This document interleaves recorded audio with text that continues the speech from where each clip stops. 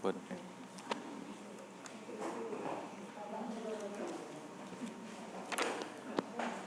Bismillahirrahmanirrahim. Assalamualaikum warahmatullahi wabarakatuh. Innal hamdalillahi nahmaduhu wa nasta'inuhu wa nastaghfiruh wa na'udzu billahi min shururi anfusina wa min sayyiati a'malina may yahdihillahu fala mudhillalah wa may yudhlil fala hadiyalah. Asyhadu an la ilaha illallah wahdahu la syarikalah wa asyhadu anna Muhammadan abduhu wa rasuluhu la nabiyya ba'dah. Allahumma salli ala Muhammad wa ala ali Muhammad amma ba'd. Bapak-bapak, ibu-ibu, sedaya jamaah pengawasan Ahad Enjang pimpinan Ranting Muhammadiyah ingkang tansah kula hormati lan ingkang dipun mulyakaken Allah. Alhamdulillah sepindah kula panjenengan sami ngujukan rasa syukur wonten ngarsa dalem Allah Subhanahu wa taala. Dene kula panjenengan tasih dipun paringi kesempatan ngantos ing wekdal punika. Tasih dipun paringi kesempatan gesang maksudipun. Nah, kesempatan gesang niki larang regane. Nggih to? Karena apa? Ketika manusia itu masih hidup, dia masih bisa berbuat amal sebanyak-banyaknya. Yang nek pun tiyang niku nek pun sedo pun mboten saged napa-napa.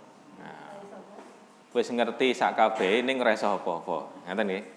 Niku pun tahu to kula critakake nek bedane wong urip karo wong mati napa. Wong urip kuwi durung ngerti apa-apa ning sik iso tumindak apa-apa. Durung ngerti napa-napa. Tapi nek tiyang sampun sedo niku pun ngerti sak kabeh. Wis sing gaib terbuka sedanten. Tapi dia sudah tidak bisa berbuat apa-apa. Enake mung getun. Maka kita ini bersyukur.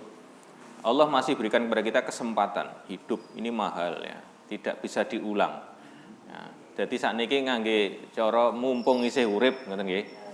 Nah, mumpung isih urip monggo dipun ginakaken. Apalah amal-amal apa yang bisa kita lakukan semaksimal yang kita bisa. Betul, saestu Bapak Ibu sekalian. Nanti akan datang masa di mana kita sudah tidak bisa berbuat apa-apa. Jadi mumpung isih urip niku monggo dimaksimalke. Cara wong pelari niku nek wis wayah arep finish niku, wah piye carane gen wis ngoten ta? Pol-polan ngoten nggih. Arep finish niku lho. Finishnya karek 10 meter ngoten misalnya. Maka dia akan piye carane dengan tenaga yang ada, kekuatan yang ada semaksimal mungkin, nek wis teko finish wis garek ngletak. Kan ngoten. Lah kula jenengan sami nggih ngoten, ibaratipun ya, kita ini kan nanti akan ada finishnya. Nah, nek wis finish engko leren. Wong jadi nek enten sing ngendikake ya. Nang donya ki ora wayahe dienggo santai-santai. Ora wayahe nggo leren ya. Nanti kamu dikubur leren sak lawase. Ben maksudnya nek wong beriman nggih, nek wong mukmin iku leren sak lawase. Nek ora mukmin ya nang kubur iku ora leren padha wae. Jadi kita maksimalkan, alhamdulillah ibu-ibu, bapak-bapak nggih.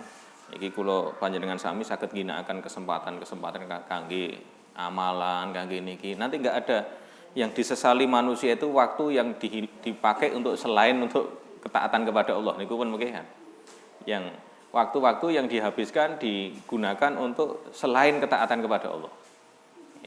Niku mungkin bakal digetuni. Tapi waktu yang dipakai ya kita ini untuk apapun itu bentuknya ya, baik ibadah yang kaitannya ibadah langsung, ibadah khusus maupun ibadah yang kalau ulama mengatakan mahdoh maupun ghairu mahdoh ya. Ya dengan nyambut gawe bekerja diniati dienggo ibadah itu ibadah juga ya. Manfaat juga gitu ya. Ya. Nek selain niku, waktu sing dienggo ngalamun, misalnya dienggo nongkrong, dienggo ngobrol ngalor ngidul sing ora jelas ya. Nanti akan banyak yang nanti menjadi penyesalan gitu. Nggih. Nggih, dalam lajengaken ibu bapak sekalian ingkang dipun mulyakaken Allah, nggih. Allah jadikan dunia nggih. Donya niki, dunia ini dijadikan oleh Allah sebagai darul asbab. Tempat berjalannya sebab-sebab akibat. Jadi Allah itu memperjalankan dunia itu kan melalui niki wae ya. Sebab akibat, nek ngene bakal ini bakal ini. Itu berjalan seperti itu. Istilahnya dunia ini sebagai darul asbab, tempatnya asbab.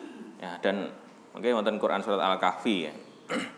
Ayat yang ke-84 ya.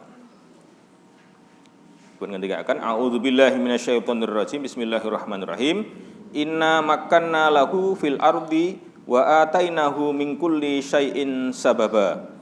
Sungguh kami telah memberi kedudukan kepadanya di bumi dan kami telah memberikan jalan kepadanya, jalan-jalan.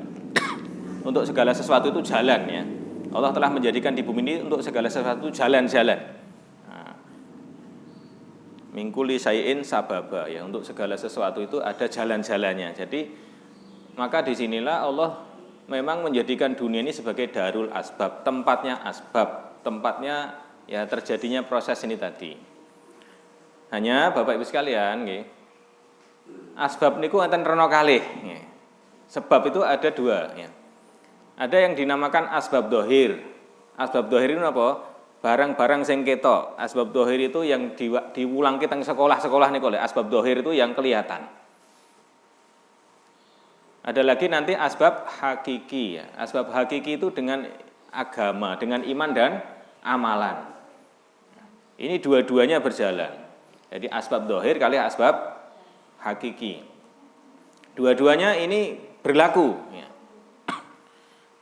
Contohnya napa asbab dohir. Nek wong pengen misalnya pengen mangan buah, kates, pelem, tuku, nandur, gitu kan? Ya menanam.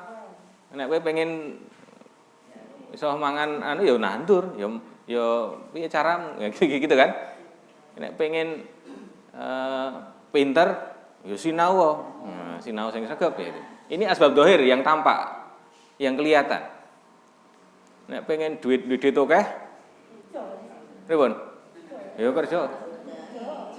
Nek pengen sugih piye? Nyambut gawe. Sing rada cetil. Lah pengen sugih kan cetil lho nek sugih. Niki asbab dohir. Nek pengen duwe anak, ya nikah ngoten nggih. Ya kamu menikahlah, kamu cari pasangan, nanti kamu akan punya keturunan gitu ya. Ini asbab dohir dan Allah memang memperjalankan, Allah itu menjalankan kekuasaannya itu ya lewat ini asbab ini tadi diantaranya asbab dohir. Wong petani disuruh menanam, walaupun hakikatnya segala sesuatu itu saking sinten Allah, baik yang menempuh asbab dohir maupun asbab hakiki niki wau. Nah, itu dua-duanya dari Allah. Mboten kok saking apa tani mergo nandur tukul niku mergo petani mboten, itu hakikatnya dari Allah nantinya. Maka di dalam Al-Qur'an niku surat apa Waqiah no. Afara'aitum ma tahrusun. Apakah kamu tidak memperhatikan benih yang kamu tanam? Antum tazra'unahu am nahnu zari'un. Apakah kamu yang menumbuhkan atau kami Allah yang menumbuhkan? Nah, ini semacam Allah ngelingke manungsa niku lho. Aja rumangsa dumeh kowe iki sing nandur, kowe sing ngrabuk seolah-olah kamu yang menumbuhkan. Itu Allah yang menumbuhkan. Kalau Allah menghendaki tidak tumbuh ya tidak akan tumbuh. Nah, jadi orang beriman itu bedane ngoten niku lho. Bagi orang-orang yang orang kafir itu dia hanya berhenti sampai di situ. Seolah-olah ini dia mengoptimalkan asbab dohir itu lho.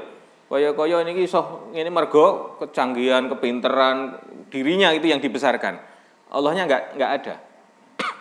Gitu. Dia bisa menciptakan ini, merekayasa ini dan sebagainya itu. Dia seolah-olah itu kepinterannya dheweke ini. Lali kalian? Tapi orang beriman enggak di situ, enggak seperti itu. Orang beriman ya diperintahkan, diajarkan budidaya pripun carane ya menghasilkan sesuatu. Mengkreasi sesuatu. Menciptakan sesuatu gitu ya.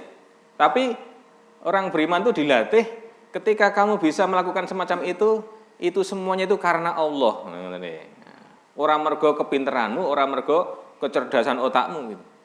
Petani juga sama. Maka Allah ingatkan iki wong nggih teng Quran surat nggih surat Waqiah ini surat 56 nggih. Afara'aitum ma tahrusun a antum tazra'unahu am nahnu zari'un.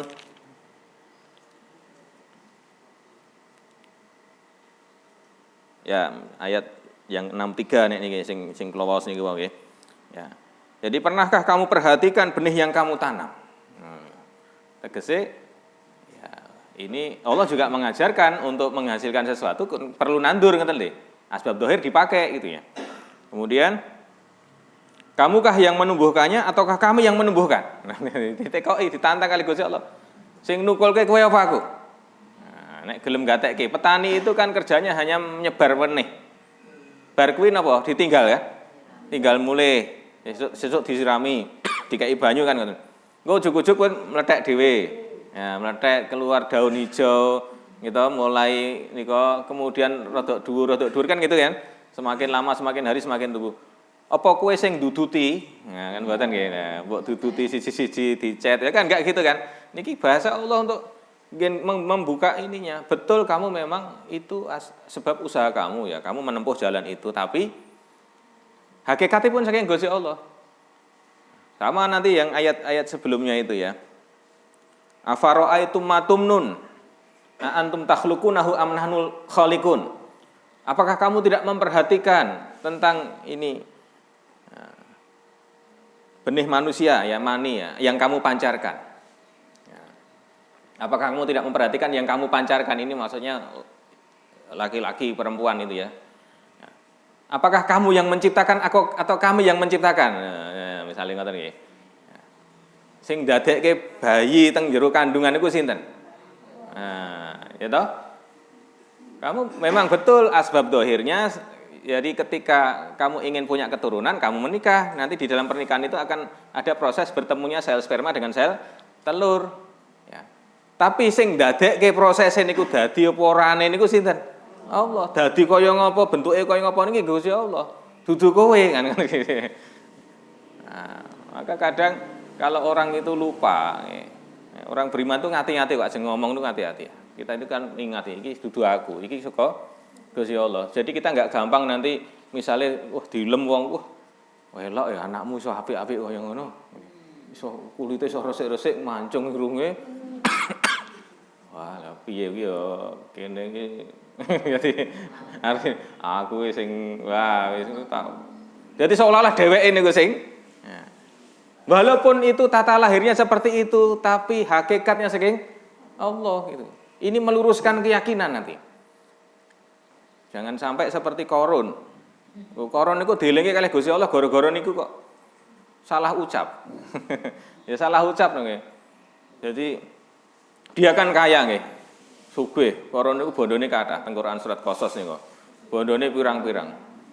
Lah bareng dielingke kowe iki ya ora apa-apa, kowe iki sugih ora apa-apa ning kowe ya elingo nang akhiratmu. Iki nggunen justru kuwi nggo sarana kowe iki selametin nang akhiratmu kono. Aja dolim karo masyarakatmu.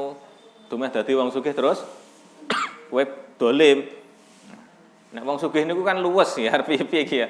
Dienggo apik iso, dienggo elek iso kan nggo mbayari wong, nggo anu macam-macam saged.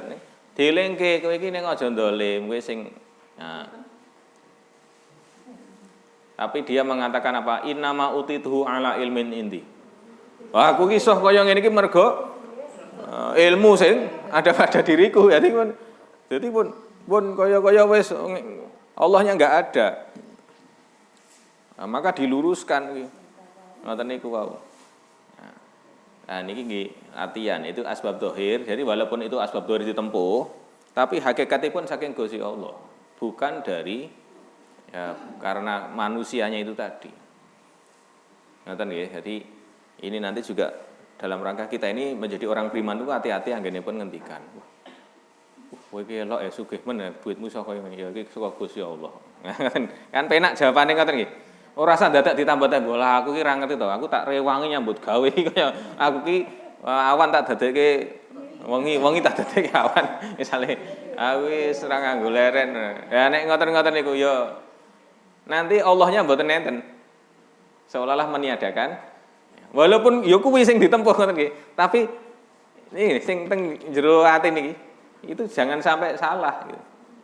Iki nek Gusti Allah ora ngeki anu ya ora bakal kok rumangsamu kayak gitu nggih. Ya.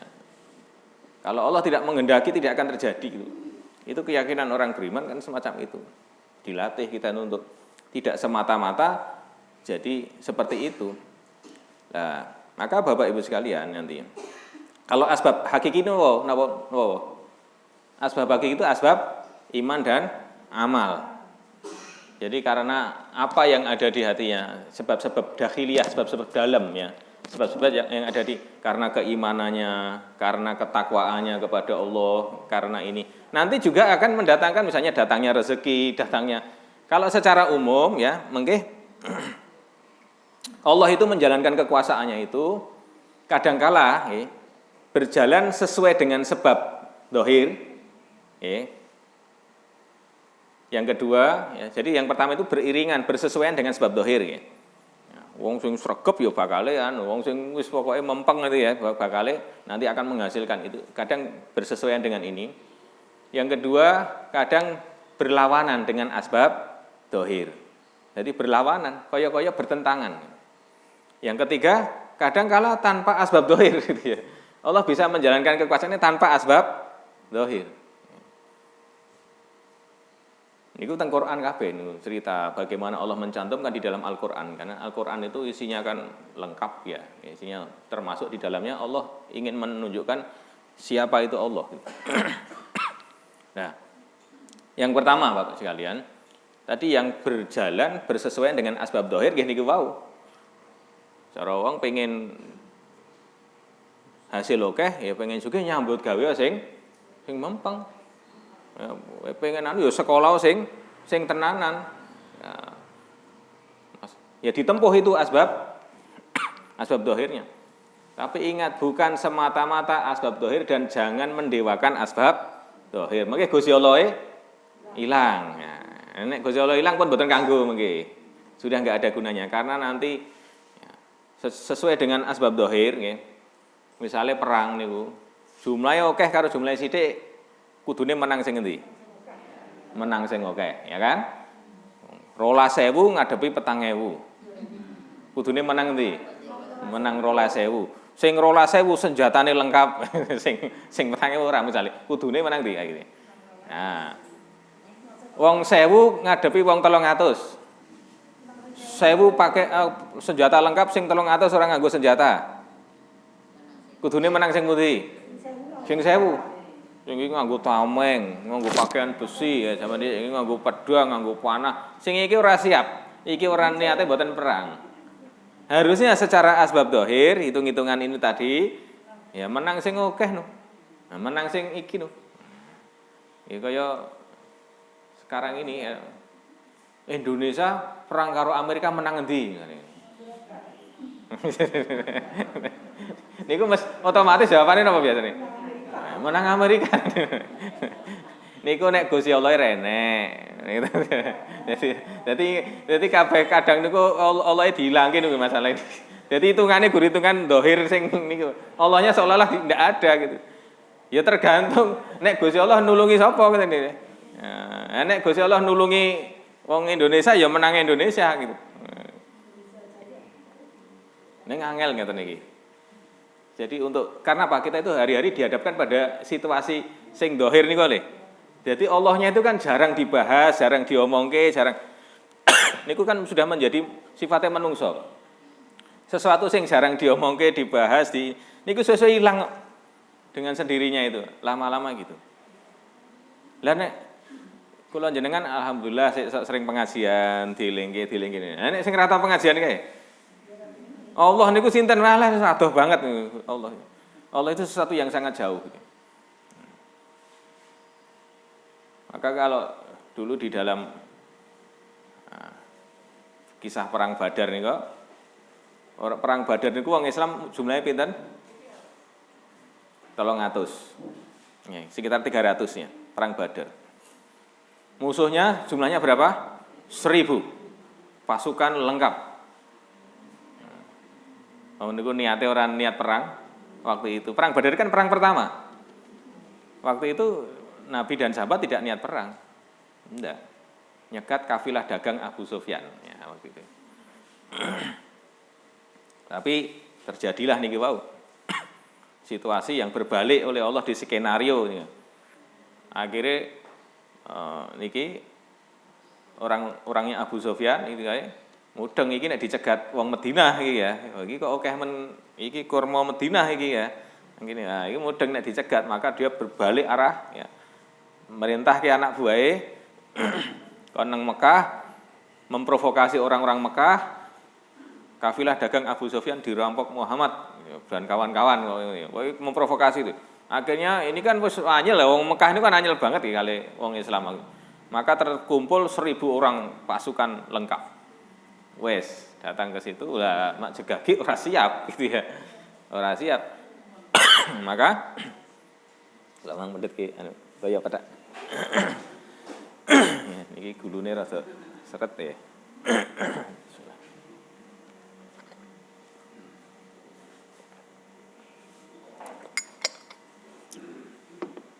Maka saat itu terkumpul 1.000 orang pasukan lengkap ya.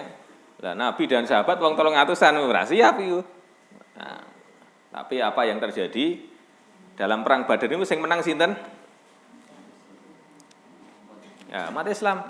Tadi memang waos nggih. Iku teng Quran surat Ali Imran. Ayat yang ke-100. Nah, oke, terutama yang 125 nggih.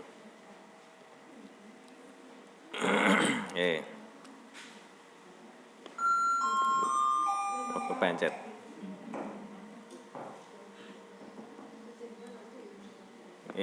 Di Al Imran ayat 125 nggih. Di situ bagaimana Allah tunjukkan. Teng Al-Qur'an niku mboten kathah cerita perang yang dicantumkan di dalam Al-Qur'an. Perang niku jane pirang-pirang. Ning sing ditulis teng Qur'an niku mung pinten 3 atau 4 mungkin 4. Perang sing diceritake ngoten. Karena Al-Qur'an itu bukan buku cerita gitu. Jadi nek dicantumke teng Qur'an mesti ngemu pelajaran. Masih mengandung pelajaran. Maka perang yang dicantumkan itu hanya beberapa yang itu memang mengandung pelajaran. Yang pertama perang Badar. Perang Badar itu Allah ingin tunjukkan siapa Allah, bagaimana kekuasaan Allah, ya, itu ya.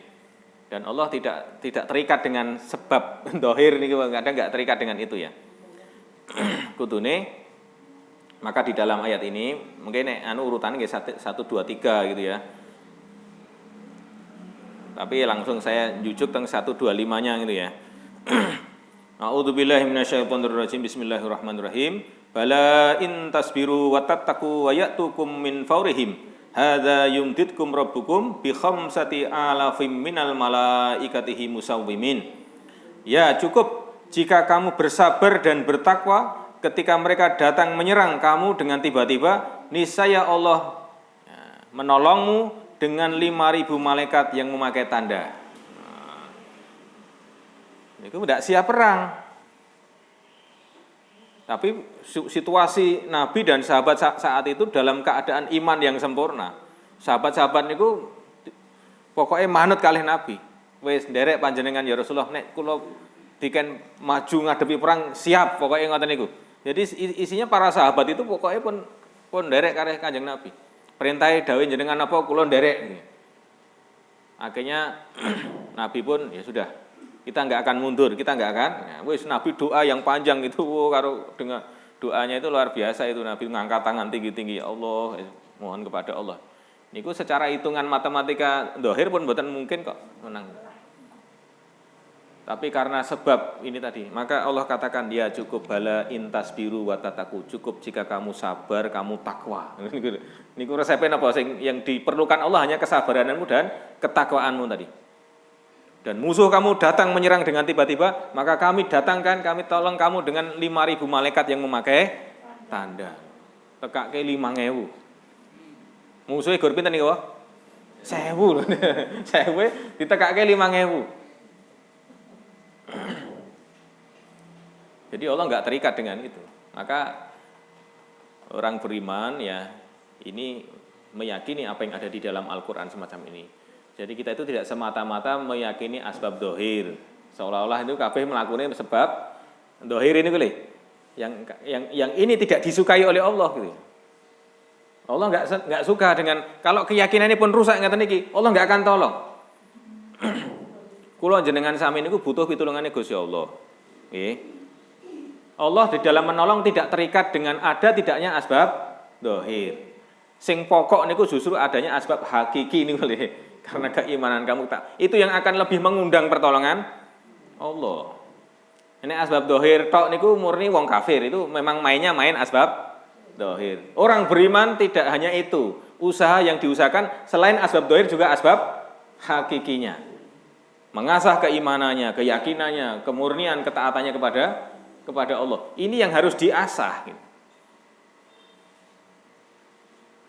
Jadi bukan berarti orang beriman mengesampingkan asbab dohir loh ya. Tetap asbab dohir ini. Nah ini jelaskan kok tidak kesalahan. Al-Anfal itu, di dalam Al-Anfal ayat 60 ya. Surat ke-8 ya, ayat 60. Di situ bagaimana Allah menunjukkan orang-orang beriman diperintahkan untuk menyiapkan gitu. Jadi asbab dohir ya diusahakan betul semaksimal yang bisa. Ya, surat Al-Anfal ya, surat ke-8 ayat yang ke-60 ini. Ini kacamata kula rada kirangan iki wis rapatek ya. Ingin tambah ya.